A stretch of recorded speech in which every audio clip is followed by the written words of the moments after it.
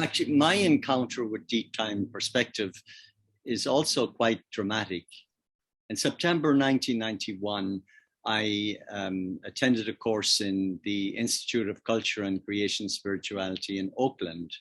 And the first, I attended Brian Swim's lecture.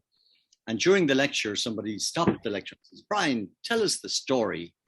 So I was a bit amused by this kind of way of behaving. But anyway, Brian had no problem. He sat down.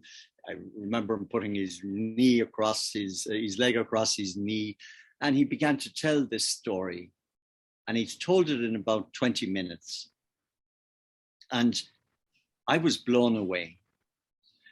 Now, the reason I was attending the course was that I had nothing better to do with my life.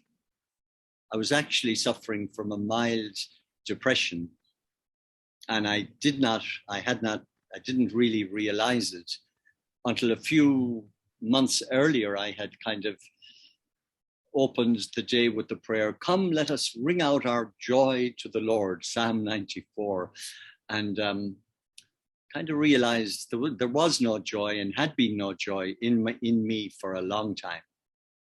So I was really on a quest, and by nature, I knew myself to be a joyful person and enthusiastic. So I was on a quest to kind of rediscover my soul. Anyway, this was the beginning. Hearing this story was the beginning of the rest of my life. I can almost repeat word for word what Brian said. He told a story in his usual way of evoking awe and wonder. And then he described what we were doing to the planet at the present moment and outlined the crisis and put it in the context of, 13.8 billion, I think it was 14 billion at the time, that keeps changing, a wonderful story about to be destroyed by this two-legged species. And then he threw out some hope by reviewing the human story as a series of reinventing ourselves. He pointed out that we've reinvented ourselves at a number of times, and that we can do it again. We moved from hunting, gathering to the Neolithic village, to living in villages, to all the classical cultures, to the technological civilization. And now we need to do it again. And boy, that gave me a vision. That's what I needed. When you're in depression, there's no hope for anything. So that gave me a vision. And then he finished up, he says, just because the human has come alive, whatever mysterious force that has been at work throughout these years has not gone to sleep or retired. Just because we humans came along, all you have to do is to let your consciousness be flooded by that force, and you will know what to do. And there and then I said, okay, bring it on, And that's been the story of for the rest of my life. I don't know what, I was trying to think, I don't think if my life would have been worth living since then. But anyway, it meant that I began to tell the story. We set up a center where the story was told to 50,000 people. I had great support from my religious community, the Columbans. Many of them were way ahead of me in this before I was involved in it. And then I also applying it to my pastoral work in a parish setting, which was also very, very fulfilling. The people were very open to this. And then we set up a movement called the Great Work Movement, which didn't really, it was like pulling teeth going around to people. And then this got transformed when Pope Francis issued his Laudato Si encyclical.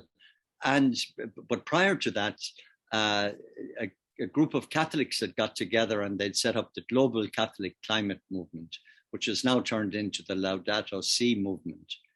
And we have now been adopted by the Bishops' Conference of the Philippines, and we're part of their secretariat in their own movement. So things go from just go get bigger and bigger. And so the story has shaped my life since then, and the joy has come back. And what pleases me most is sometimes the impact. I mean, I realize the impact it had on me, but the impact it has on ordinary people. I remember telling the story once and noticing that there was a lady there, and she was quite upset. So at the break, I kind of wandered over to her, because sometimes people get upset, you know, in a religious context. They think, oh, are you attacking the Bible or something like that? So I kind of wandered over and says, oh, how is it? How are things going? And she says, Father, I have something to tell you, she said. She said, I haven't told this to anybody in my life, not even my husband. I went, ooh, wait a minute here. Anyway, she went on and said, you know, she said, when I was a child, I was given away by my parents to my aunt and uncle in the province. They had no children. And she said, I was desperately unhappy.